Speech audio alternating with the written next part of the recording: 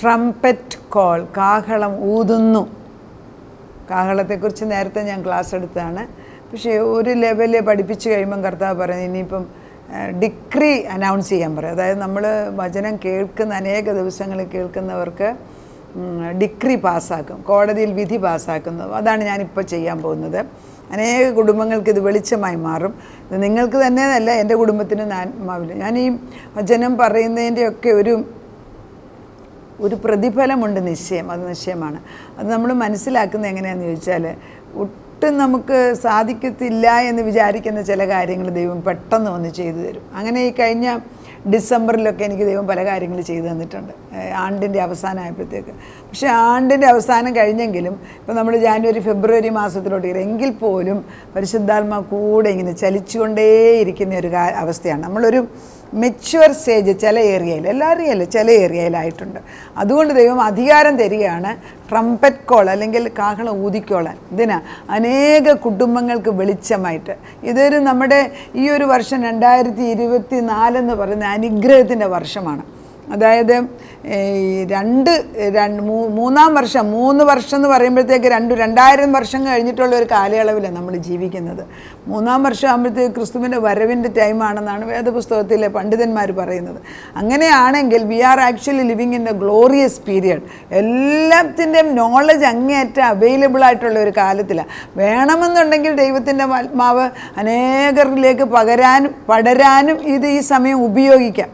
അതെല്ലാം നമ്മൾ ഉറക്കം തൂങ്ങി ഇരുന്നാൽ മറ്റുള്ള ശക്തികൾ അതിനെതിരായിട്ടും പ്രവർത്തിക്കുമെന്ന് ഓർത്തോണം. അതുകൊണ്ട് വളരെ ശ്രദ്ധയോടുകൂടി ട്രംപറ്റ് കോൾ കേൾക്കുമ്പോൾ അനേകരെ വിളിച്ചു മാറ്റുന്നതായിട്ട്, അതായത് ദൈവം നമ്മളെ വിളിച്ചു മാറ്റുകയാണ്.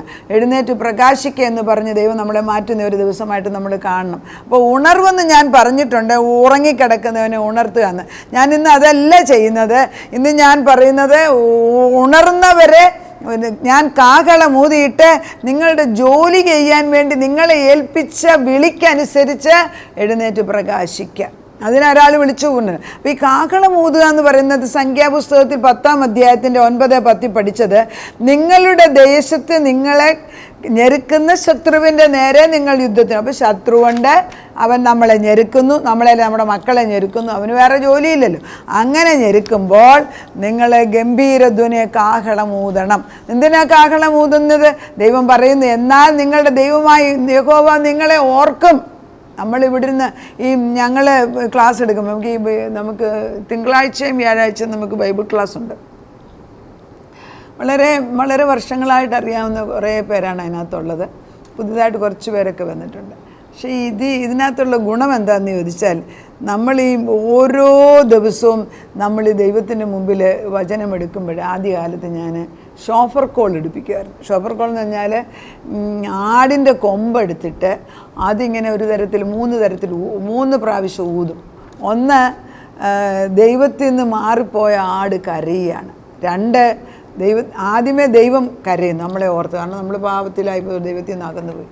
അപ്പോൾ 2, ലോകത്തിൽ ജീവിക്കുന്ന നമ്മൾ കരയുന്നത്. 3-ാമത്തേത് ദൈവം വന്ന് നമ്മളെ ചേർത്ത് കഴിയുമ്പോൾ ഒരു ഷോഫർ. അപ്പോൾ ഇത് 3 ഞങ്ങൾ ഊതുന്നതിൻ്റെ അർത്ഥം ഇതാണ്, നഷ്ടപ്പെട്ട് നമ്മളെ ഓർത്ത് ദൈവം കരയുന്നു.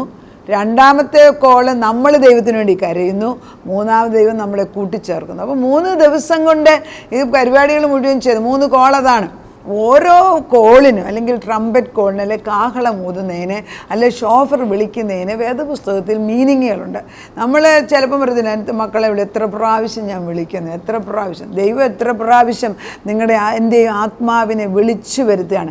അടുത്ത് വാ, എൻ്റെ അടുക്കലേക്ക് വാ, എൻ്റെ അടുക്കലേക്ക് വാ, അത് ഇതും പറഞ്ഞ് സമയം കളയാതെ അവിടെ ഇവിടെ നോക്കി നിന്ന് സമയം കളയാ, എൻ്റെ അടുക്കലേക്ക് തിരിച്ചു വാ എന്ന് ദൈവം വിളിക്കുന്ന ഒരു ശബ്ദമാണ് ഇതിൻ്റെ കൂടെ വരുന്നത്. ഭർത്താവ് ശത്രുക്കളുടെ കയ്യിൽ നിന്ന് ഞാൻ നിങ്ങളെ ഓർക്കും. കാഹളം ഊതുമ്പോൾ ശബ്ദം കേൾക്കുമ്പം. 2, ഞാൻ നിങ്ങളെ രക്ഷിക്കും. നിങ്ങളുടെ സന്തോഷത്തിൻ്റെ ദിവസത്തിലും ഉത്സവ ദിവസത്തിലും മാസാരംഭത്തിലും നിങ്ങൾ ഹോമയാഗങ്ങളും സമാധാനങ്ങളും കഴിക്കുമ്പോഴും എല്ലാം കാഹളം ഊതണം. അതിൻ്റെ അർത്ഥം എന്തുവാ? പണ്ട് പഴയ നിയമകാലത്ത് കാഹളം ഊതുക എന്ന് പറയുമ്പോൾ നമ്മൾ വെള്ളി കൊണ്ടുണ്ടാക്കിയിട്ടുള്ള അടിച്ചു വരുത്തിയ കുഴലെടുത്തിട്ട് അതിലോട് ഉപയോഗിച്ച് കാഹളം ഊതാൻ യഹൂദന്മാർക്കറിയാം. ഓരോ ആവശ്യത്തിനും ഓരോ തരത്തിലുള്ള ശബ്ദമാണ് പ്രൊഡ്യൂസ് ചെയ്യുന്നത്. ആ കാഹളം ഊതുമ്പം കേൾക്കുന്നവർക്കറിയാം എന്തിനായി വിളിക്കുന്നത്. ഇപ്പം നമ്മൾ സൈറൻ കേൾക്കുക, യുദ്ധസ്ഥലത്തെ ഒരു സൈറൻ കേൾക്കുക, അതൊരു കാഹളമാണ്. ഉടനെ നമുക്ക് മനസ്സിലാകും സംഗതി സേഫ് അല്ല, we have to be hiding under the bunker. അത് നമ്മൾ പോയി ഒരിക്കലും ബോംബിട്ടാൽ പോലും കയറാൻ സാധ്യതയില്ലാത്ത ഭൂമിക്കടിയിലുള്ള സ്ഥലത്തോട്ട് നമ്മൾ ഒളിച്ചു കയറി ഇരിക്കുന്നതിൻ്റെ ഉദ്ദേശം എന്താ? നമ്മളെ തന്നെ പ്രൊട്ടക്റ്റ് ചെയ്യണം. അപ്പം നമ്മൾ മനസ്സിലാക്കേണ്ടത് ട്രംപറ്റ് കോൾ അല്ലെങ്കിൽ കാഹളം സദാസമയം ദൈവസന്നിധിയിൽ ചെന്നുകൊണ്ടേയിരിക്കുകയാണ്. നമ്മൾ വിളിക്കാത്തപ്പം വേറൊരു ആൾ വിളിക്കും. നമുക്ക് വേണ്ടി പലരും വിളിച്ചിട്ടാണ് നമ്മൾ ഇന്നിപ്പം ദൈവത്തിന് മുമ്പിൽ നിൽക്കുന്നത്. അപ്പോൾ ഈ കാഹളം ഊതുക എന്ന് പറയുന്നത് ദൈവം നിയോഗിച്ചൊരു കാര്യമാണ്. അവ നിങ്ങൾക്ക് ദൈവത്തിൻ്റെ സന്നിധിയിൽ ജ്ഞാപകമായിരിക്കും. ദൈവം ഓർക്കുന്നതാണ്. യഹോവയാ ഞാൻ നിങ്ങളുടെ ദൈവം. കർത്താവ് പറയാണ് നിങ്ങൾക്ക് ആവശ്യമുള്ളപ്പോൾ നിങ്ങൾ കാഹളം ഊതുവിൻ. അത് ഈ അപ്പന്മാർ മക്കളെ കൊണ്ട് കോളേജിൽ സ്കൂളിൽ ബോർഡിങ്ങിലാക്കി വെച്ച് പറയത്തില്ലേ, ഒത്തിരി പ്രയാസമുള്ളപ്പം ഫോൺ ചെയ്താൽ മതി, വാർഡനോട് ഞാൻ പറഞ്ഞിട്ടുണ്ട് എന്നെ വിളിച്ചാൽ മതിയെന്ന്. This almost the same thing. അന്ന് ദൈവം തമ്പുരാൻ കാഹളം ഊതാൻ നമ്മളെ പഠിപ്പിച്ചു. ഇന്ന് നമ്മൾ മക്കളോട് പറയുന്ന ആവശ്യമുള്ളപ്പോൾ the painful thing is this. അതായത് നമ്മൾ അപ്പനും അമ്മയും അങ്ങേയറ്റം ദിവ്യ സ്നേഹം, വിശ്വാസികളോടാണ് ഈ പറയുന്നത്, മക്കളെക്കുറിച്ച് സ്നേഹിക്കുന്ന അപ്പനെ അമ്മമാരും മക്കൾക്ക് പ്രയാസം വരുമ്പം അവർ നമ്മളെ ഒന്ന് വിളിച്ചെന്ന് പറയുമ്പോൾ നമുക്ക് സമാധാനവും. എത്ര വലിയ പ്രയാസമാണെങ്കിലും അവർ നമ്മളെ വിളിച്ചറിയിച്ചാൽ നമ്മളത് വെച്ച് പ്രാർത്ഥിക്കും.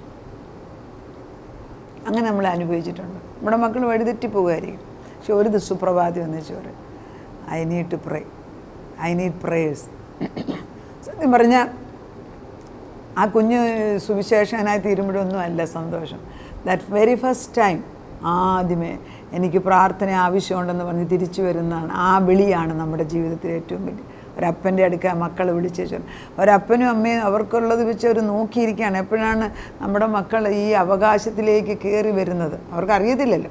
മുടിയനായ പുത്രനെ പോലെ ലോകചിന്തയിൽ അല്ലെ ജോലിയായിരിക്കും, കാശുണ്ടാക്കുകയായിരിക്കും. അതൊക്കെ ലോകത്തിന് മുമ്പിൽ കുഴപ്പമൊന്നുമില്ല. പക്ഷേ they are not remembering the primary call. നമ്മളെ വിളിക്കനുസരണമായിട്ട്. അപ്പം വിളിക്കാൻ കാഹളം ഊതാൻ പറയുമ്പം കർത്താവ് പറയും നിങ്ങൾക്ക് വിടുതൽ കിട്ടുവാൻ, നിങ്ങൾ ശത്രുക്കളുടെ നേരെ യുദ്ധത്തിന് പോകുമ്പം ഗംഭീരസ്വരത്തോടെ കാഹളം ഊതണം. ദേശത്ത് വ്യാപരിക്കുന്ന പൈശാചിക ശക്തികളെ കീഴടക്കുവാൻ കാഹളം ഊതണം. അപ്പോൾ ഈ കാഹളം ഊതുക എന്ന് പറയുമ്പം പലർക്കും അതിൻ്റെ അർത്ഥം അറിയത്തില്ല. ഞാൻ കാഹളത്തിനെ കുറിച്ച് 2024 കൊണ്ട് ഒത്തിരി പറയിപ്പിക്കുന്നുണ്ട്. ട്രംപറ്റ് കോൾ അല്ലെങ്കിൽ കാഹളം എന്ന് പറഞ്ഞാൽ ഒരു കാര്യം ചെയ്യാൻ വിളിച്ചു കൂട്ടുന്ന ഒരു വിളിക്കാണ് കാഹളം എന്ന് പറയുന്നത്. A roaring or a rousing summons to take action. ഒരു കാര്യം ചെയ്യാൻ വിളിച്ചു കൂട്ടുക. അത് ഇപ്പോഴത്തെ സാഹചര്യത്തിൽ എങ്ങനെയാണെന്ന് ചോദിച്ചാൽ, നമ്മൾ ഇപ്പം ഞങ്ങളുടെ തന്നെ പള്ളിയിൽ പെരുന്നാൾ നടത്തുന്നു പറഞ്ഞു. പെരുന്നാൾ നടത്തുമ്പോൾ ഒരു കാഹളം ഊതുന്നത് എങ്ങനെയാണെന്ന് ഞാൻ കണ്ടത്, ഒരു ദിവസം എല്ലാവരും വിളിച്ചിട്ട് പല കമ്മിറ്റികളുണ്ടാക്കും. ഫുഡിൻ്റേത്, റിസപ്ഷൻ്റേത്, പിന്നെ മണിയുടേത്, എല്ലാത്തിനും ഓരോ കമ്മിറ്റി ഉണ്ടാക്കിയിട്ട് ഒരാളെ അതിൻ്റെ ഓരോ ലീഡേഴ്സാക്കും. That is called bringing them together to take an action. ഒരു വലിയ കാര്യത്തിന് വേണ്ടി പല കമ്മിറ്റികൾ ഉണ്ടാക്കി അവരെ ഓരോരുത്തരും ചുമതല ഏൽപ്പിക്കുന്നത് ഈസ് ഈക്വലൻ ടു കാഹളമൂതം. അതായത് ഒരു വലിയ പ്രവൃത്തിക്ക് വേണ്ടി നമ്മളെ ഒന്നിച്ചു ചേർക്കുന്ന വിളിക്കാണ് കാഹളമൂതൽ എന്ന് പറയുന്നത്. അത് ഭവനത്തിൽ എങ്ങനെയാണെന്ന് ചോദിച്ചാൽ, ഒരു പ്രായമുള്ള അപ്പച്ചനുണ്ട്, അല്ലെ നമ്മൾക്ക് പ്രായമുള്ളവരല്ല, ഇപ്പോഴത്തെ കാലത്ത് പ്രായമുള്ളവരൊന്നും പറഞ്ഞാൽ ബഹുമാനിക്കത്തില്ല, അല്ല കാര്യപ്രാപ്തിയുള്ള ഒരു പുരുഷനുണ്ടെങ്കിൽ ആ വീട്ടുകളിലുള്ളവരോട് എല്ലാവരും വിളിച്ചു പറയാണ്, ഈ വർഷം ഡിസംബർ മാസത്തിൽ നിങ്ങളെല്ലാവരും എൻ്റെ ഭവനത്തിൽ ഒരാഴ്ച വന്നിരിക്കണം എന്ന് പറയാൻ ധൈര്യമുള്ള എത്ര പേരുണ്ട്? അത് പറഞ്ഞാൽ കേൾക്കുന്ന എത്ര പേരുണ്ട്? പണ്ട് കാലങ്ങളിൽ അത് ചെയ്യുമായിരുന്നു. നമ്മുടെയൊക്കെ വിവാഹ കാര്യത്തിനൊക്കെ ഒരു മാസത്തോളം ആളുകളും താമസിക്കുന്നത് നമ്മൾ കണ്ടിട്ടുണ്ട്. എന്നാലിപ്പോഴോ ഈവൻ കല്യാണത്തിന് പള്ളിയിൽ ചെല്ലുന്നതും റിസപ്ഷന് ഭക്ഷണം കഴിക്കാൻ നിൽക്കുന്നതും ആ ഒരു ടൈം കഴിഞ്ഞ് ആർക്കും നേരമില്ല. We are all very busy. ദൈവത്തിന് മുമ്പിലും അങ്ങനെ തന്നെയാണ്. കർത്താവ് പറയുന്നത്, കോളോണ്ടും എന്നെ വിളിച്ചാൽ ഞാൻ വെളിപ്പുറത്ത് ഓടി വരുന്ന ദൈവമാണ്, ഞാൻ നിങ്ങളെ ഞാൻ ഓർക്കുന്ന ദൈവമാണ്. അപ്പം ദൈവം പല കാര്യങ്ങൾക്കും ഉത്തരം തരാതിരിക്കുന്നതിൻ്റെ റീസൺ നമ്മൾ ദൈവത്തെ വിളിക്കുക. അപ്പം എന്താണ് ഈ കാഹളമൂതുന്ന ശബ്ദമാണ്, ശബ്ദം പുറപ്പെടുവിപ്പിക്കുമ്പോഴാണ്. അപ്പം ഈ ഭൂമിയിലുള്ള സകല കാര്യങ്ങളും ശബ്ദത്താലാണ് നിയന്ത്രിക്കുന്നത്. Sound is A factor which holds everything together. ഭൂമിയിലുള്ള സകല കാര്യങ്ങളും ശബ്ദം കൊണ്ടാണ് നിയന്ത്രിക്കുന്നത്. ഈ ശബ്ദത്തിൻ്റെ നിയന്ത്രണം എന്ന് പറഞ്ഞാൽ, ഈവൻ ഈ തേനീച്ചയുടെ, ഞാൻ നേരത്തെ പറഞ്ഞാണ്, തേനീച്ചയുടെ കൂട് പോലും അതിൻ്റെ ബസ് എന്നുള്ള ശബ്ദം കൊണ്ടാണ് ആ ഹെക്സഗൺ ഉണ്ടാകുന്നത്. അതുപോലെ നമ്മൾ വെള്ളത്തിന് അതിൻ്റെ ഓരോ സെല്ലുകളും അതിൻ്റെ ശബ്ദത്തിന്മേലാണ്. ഭൂമിയിലുള്ള സകലതും ശബ്ദം കൊണ്ട്, അതായത് ഉൽപ്പത്തി നമ്മൾ നോക്കുമ്പം സകലതും ദൈവം പറഞ്ഞു, ഹി സെഡ്, ദൈവം പറഞ്ഞു ഉണ്ടായി. അത് കൽപ്പിക്കുമ്പോൾ അത് വരികയാണ്. അങ്ങനെയാണെങ്കിൽ നമ്മൾ പറയുന്നതിന് വലിയ ശക്തിയുണ്ട്. നന്മ പറയാൻ പഠിച്ചാൽ കാഹളമൂതുന്നതിന് തുല്യമായിട്ട് നന്മ ചെയ്യുവാൻ ദൈവം നമ്മളെ ഉപയോഗിക്കും. ഒരു കുടുംബത്തിൽ പ്രായം ചെന്നവരോ കാര്യപ്രാപ്തിയുള്ളവരോ ആ കുടുംബത്തെ ഒന്നിച്ച് നിർത്താൻ പരിശ്രമിക്കണം. കഴിവില്ല എങ്കിൽ ഒന്നിച്ച് പ്രാർത്ഥിക്കാൻ ശ്രമിക്കുക, അല്ലെങ്കിൽ തന്നെ പ്രാർത്ഥിക്കുക, ബാക്കി ദൈവം ചെയ്തു കൊടുക്കും. ദൈവത്തിന് നിർബന്ധമാണ് നമ്മളിപ്പോൾ ഈ സൗണ്ട്, ഈ എബ്രായ ലേഖനം 1:3 പറയുന്നത്, ഭൂമിയിലുള്ള സകലത്തിനെയും അവൻ്റെ ശക്തമേറിയ വചനം കൊണ്ടാണ് അവൻ നിലനിർത്തുന്നതെന്ന്. പിന്നെ നമ്മുടെ ശബ്ദമോ, നമ്മുടെ ഈ പദം പറച്ചിലുള്ളതും അയ്യോപത്തോ പറയുന്നതും കൊണ്ട് നമ്മൾ നാശം വിതയ്ക്കുകയാണ്. അതിന് പകരം അനുഗ്രഹത്തിൻ്റെ വചനമാകുന്ന കാഹളം മൂതാൻ പഠിക്കുക. കുടുംബം ഒന്നായിട്ട് നിൽക്കാൻ വേലി കെട്ടട്ടെ. അതുകൊണ്ട് ഞാൻ വചനം പറയാൻ ചെല്ലുന്ന പല പുതിയ ഭവനങ്ങളിൽ ഞാൻ പറയാം, ആദ്യം ഞാൻ പറയുന്നത് വേലി കെട്ടുന്നു, ചുറ്റും വേലി കെട്ടുന്നു. ഞാൻ പറയുമ്പോൾ അവിടെ വേലി കെട്ടിക്കഴിഞ്ഞു ദൈവം. ഇതൊക്കെ എന്താ ഞാൻ ചെയ്യുന്നതെന്ന് വെച്ചാൽ, സൗദി അറേബ്യയിലൊക്കെ ജീവിച്ചിരുന്ന കാലത്ത് പ്രാർത്ഥനയ്ക്ക് ശക്തമായ എതിർപ്പുള്ള കാലം, ഇപ്പോൾ അങ്ങനെയല്ല. അപ്പം നമ്മൾ പ്രാർത്ഥിച്ച നമ്മുടെ ഭർത്താക്കന്മാരെ ജയിലിൽ കൊണ്ടുപോകുന്ന സാഹചര്യത്തിൽ വീടിന് ചുറ്റും നമ്മൾ വേലി കെട്ടി ദൂതന്മാരെ നിർത്തും. ദൂതന്മാരെ നിർത്തിയിട്ടാണ് പ്രാർത്ഥിക്കുന്നത്. തന്നെയല്ല, ഒരു തോളോട് ചേർന്ന് നിന്ന് ദൂതന്മാർ നിൽക്കുന്നത് നമ്മൾ കാണുമായിരുന്നു. അങ്ങനെ ദൈവത്തിന് വേണ്ടി നിന്നാൽ വൻകാര്യങ്ങൾ ചെയ്യുന്ന ദൈവം ഇന്നും ജീവിക്കുന്നുണ്ട്. നമ്മുടെ ദൈവത്തെ വിളിച്ചു വരുത്തുക. അത് കാഹളമൂതാൻ പറയുമ്പോൾ നമ്മൾ ഒരു കാര്യത്തിന് വേണ്ടി ഒന്നിച്ച് നിന്ന് ചെയ്തെടുക്കാനുള്ള വിളിയായിട്ടത് മനസ്സിലാക്കണം. ആദ്യമേ ആവശ്യമുള്ളത് കുടുംബത്തിലാപ്പിച്ച ഭർത്താവ് പറയുന്നത് ഭാര്യയും മക്കളും അനുസരിക്കാൻ, ഭാര്യയും ഭർത്താവ് ഒന്നിച്ചൊരു തീരുമാനമെടുക്കാൻ. ഒരാൾ പറയുന്നത് മറ്റേ ആൾ പറയുന്നതിനെക്കാട്ടി നല്ലതെന്ന് ചിന്തിക്കാതെ രണ്ടുപേരും അങ്ങോട്ടും ഇങ്ങോട്ടും പറഞ്ഞിട്ട് ഒരു തീരുമാനമെടുത്ത് അത് ഇംപ്ലിമെൻറ്റ് ചെയ്യാൻ. ഭാര്യയും ഭർത്താവ് അപ്പനും അമ്മയും ഒന്നിച്ച് നിന്ന് മക്കൾക്ക് ശിക്ഷണം കൊടുത്ത് വളർത്താൻ. ശിക്ഷണം എന്ന് പറഞ്ഞ് വെറുതെ അടിക്കുകയല്ല, പക്ഷേ ദൈവസ്നേഹത്തിൽ അവരെ നല്ലതായ വഴിയിൽ കൊണ്ടുവന്ന് ദൈവത്തിൻ്റെ ആത്മാവിൽ നിറച്ചു വളർത്തുക. അതാണ് ശിക്ഷണം കൊണ്ട് ദൈവം ഉദ്ദേശിക്കുന്നത്. ബാലശിക്ഷ കൊണ്ട് ഭയപ്പെടുത്താതെ, ഒത്തിരി ഉപദ്രവിക്കാതെ, സ്നേഹത്തോടെ അവരെ പറഞ്ഞു മനസ്സിലാക്കി ദൈവത്തിൻ്റെ വചനത്തിലും ദൈവാത്മാവിലും വളർത്തിയെടുക്കാൻ മാതാപിതാക്കൾക്ക് ബലം കൊടുക്കണം. പ്രായമായുള്ളവരെ മറ്റുള്ളവർക്ക് വേണ്ടി ഒരു കവചം പോലെ നിന്ന് പ്രാർത്ഥിപ്പാനുള്ള കൃപ കൊടുക്കണം. ദൈവമേ, ഞങ്ങൾ ഒരു വലിയ സമൂഹത്തിൻ്റെ അംഗങ്ങളാണ്. ക്രിസ്തുവാകുന്ന നിൻ്റെ സഭയുടെ പണിയുന്ന ഓരോ വ്യക്തികളെയും ഏൽപ്പിച്ച ജോലിയിൽ വിശ്വസ്തത പാലിപ്പാൻ ഞങ്ങളെ പഠിപ്പിക്കണമേ. അവിടുന്ന് ക്രിസ്തുവാകുന്ന മൂലക്കല്ലിൽ ഞങ്ങളെ പണിയുമ്പോൾ കാഹളം ഊതണ്ടിയവരാരെയെന്ന് മനസ്സിലാക്കി. ചിലപ്പോൾ അപ്പന്മാർക്ക് കഴിവില്ലെങ്കിൽ അത് അമ്മമാർ ഏറ്റെടുക്കട്ടെ. അപ്പച്ച അതല്ല, മൂത്ത മകനാണ് കഴിവില്ലെങ്കിൽ അവനെ ഏറ്റെടുക്കട്ടെ. എങ്ങനെയാണെങ്കിലും കുടുംബം ചിഹ്നമാകാതെ ഒന്നിച്ച് നിർത്താൻ ഞങ്ങളുടെ തലമുറകളോടും ഞങ്ങളോടും കരുണ തോന്നണമേ. കാഹളമൂതാൻ പഠിപ്പിച്ചാട്ടെ, ഒന്നിച്ച് കൂട്ടാനുള്ള കൃപ തന്നാട്ടെ. ഒരു വരമിട്ട് തരണമേ. നിങ്ങൾ വിളിച്ചു കൂട്ടുമ്പോൾ ആളുകൾ വരാനുള്ള ആഗ്രഹം ഇട്ട് കൊടുക്കണമേ. അനുസരണത്തിൻ്റെയും വിനയത്തിൻ്റെയും ആത്മാവില്ലാതെ നടക്കത്തില്ല.